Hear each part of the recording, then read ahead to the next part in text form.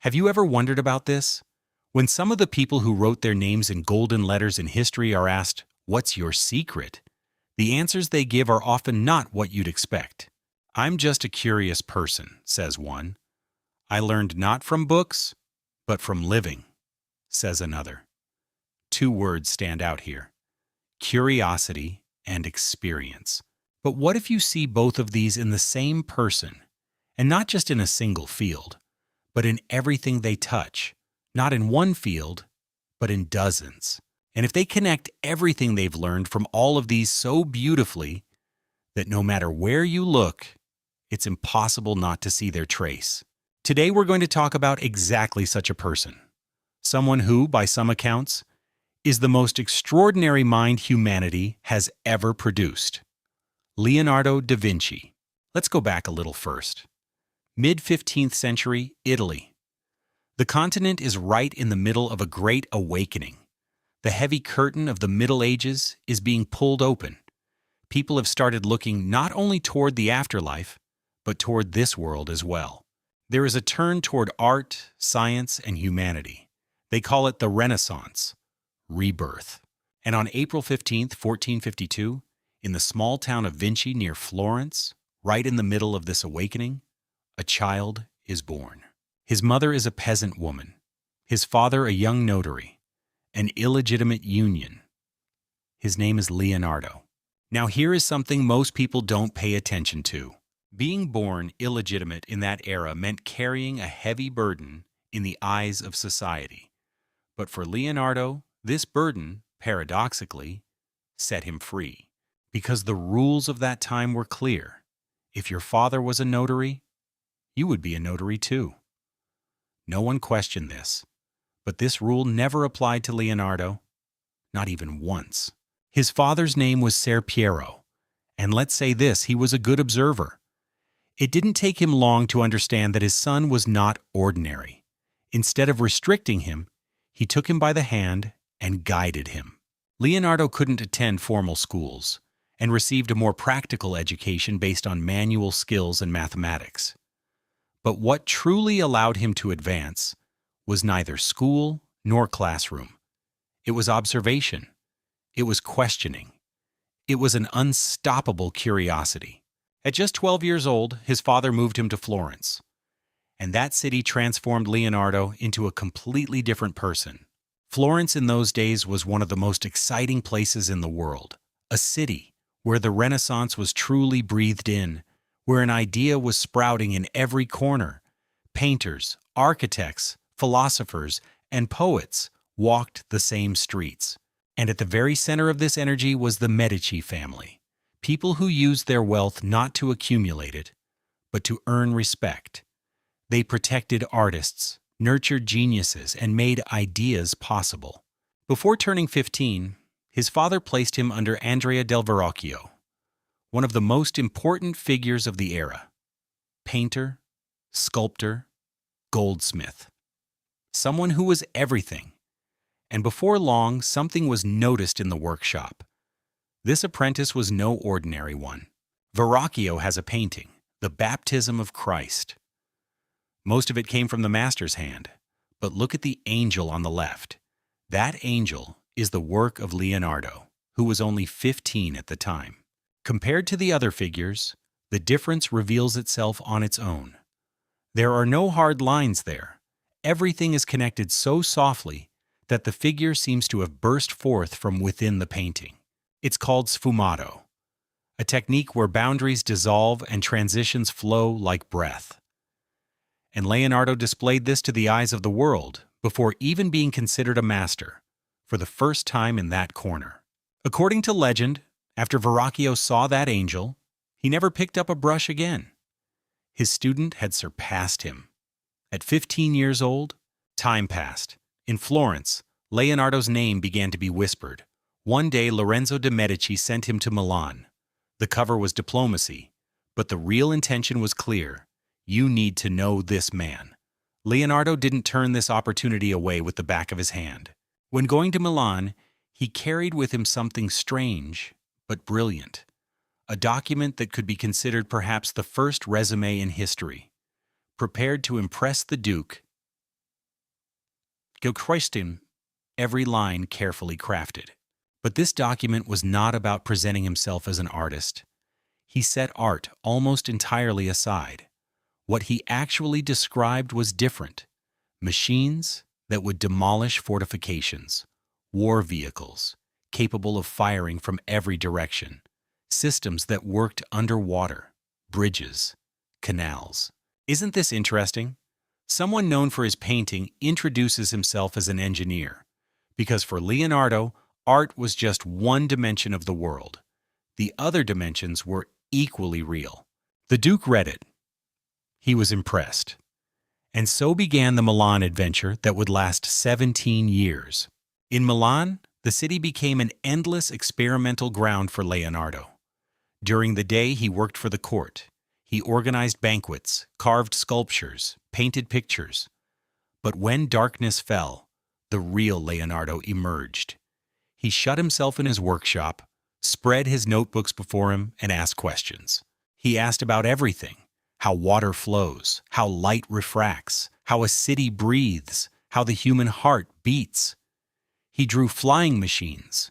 He designed a tank. He conceived canal projects. He made dome calculations for Milan Cathedral. And the sky was always in the back of his mind. He watched birds obsessively. He observed the dance of wings with air for hours, wrote notes, measured, drew. From these observations came a rotary wing machine, a parachute, attachable wings. They couldn't bring these to life that day. But those pages are still lying open on engineers' desks today. Today we have more than 6,000 pages of Leonardo's notes in our hands. And this, according to estimates, is less than a quarter of everything he produced, meaning 3/4 have been lost and gone. Even just the remaining portion still can't be fully deciphered. During this period, Leonardo was also on the trail of something else: the secret of the human body. Autopsy, which is still forbidden in many places even today, was a subject that could barely even be conceived of in that era. But Leonardo examined more than 30 bodies with great care. He cut, he dissected, he documented. He drew every organ, every muscle, every vessel with an artist's sensitivity. You look at these drawings today and you meet them with wonder. Not only accurate, also beautiful. The purest form of all this effort became the Vitruvian Man. This figure, drawn starting from the writings of an ancient architect on human proportions, is nearly flawless from both a scientific and artistic standpoint. And it summarizes Leonardo's view of the world in a single drawing. Man is the measure of all things. Art and science are like the two faces of a medallion. The greatest legacy of the Milan years was inscribed on the wall of a monastery: Santa Maria delle Grazie, the Last Supper, Jesus Christ sitting together with his apostles for the last time. And that moment arrives. One of you will betray me. Leonardo captured exactly the moment those words reverberated. 12 different reactions from 12 people. One leaning forward, one pulling back, one speaking with their hands, one silent. Every body in a different emotion. And Judas in the shadow. A little behind, a little apart, a purse in his hand, no screaming, no blood, no violence in the painting.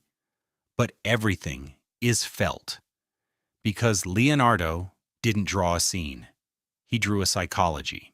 He constructed each figure's posture starting from that figure's inner world, from the inside outward, from bone to skin, from skin to expression.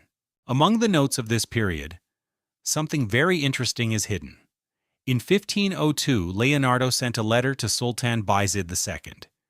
He was proposing a bridge for the Golden Horn in Istanbul, 360 meters long, 24 meters wide, 40 meters high. A single arch so that ships could pass through comfortably, resistant to both earthquake and storm. The Sultan said no. The project seemed too large.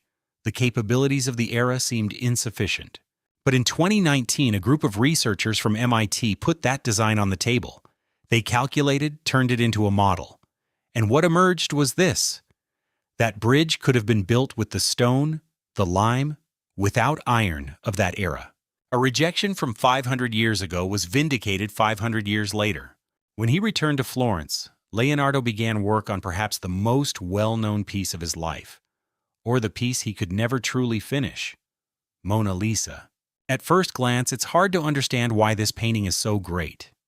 Small, silent, like a normal portrait. But that smile.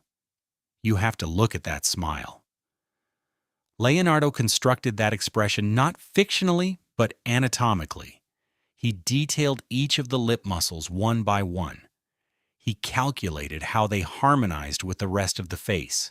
And he froze forever that fragile moment just before the smile is fully realized. That ambiguity.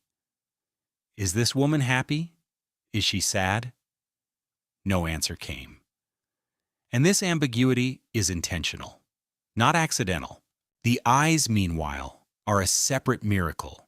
Wherever you place yourself, they seem to follow you. Leonardo had researched the physics of vision so deeply that he detailed it all the way down from the retina to the receptors. He placed those eyes with a specific geometry, and that geometry leads to the same result from every angle. This painting is not a portrait. It is proof that science and art can meet in one place, in one face. 1516, King Francis I of France called Leonardo to his side. A small, quiet house on the banks of the Loire River. No title, no duty, no expectation. Just exist. And just think, the king told him. Leonardo rested there. He opened his old notebooks again. He gave Mona Lisa its final touches. He returned to his unfinished designs. He also knew this. A lifetime would not be enough to answer every question. But he asked anyway. 1519, at the age of 67. In that quiet house, he bid farewell to life.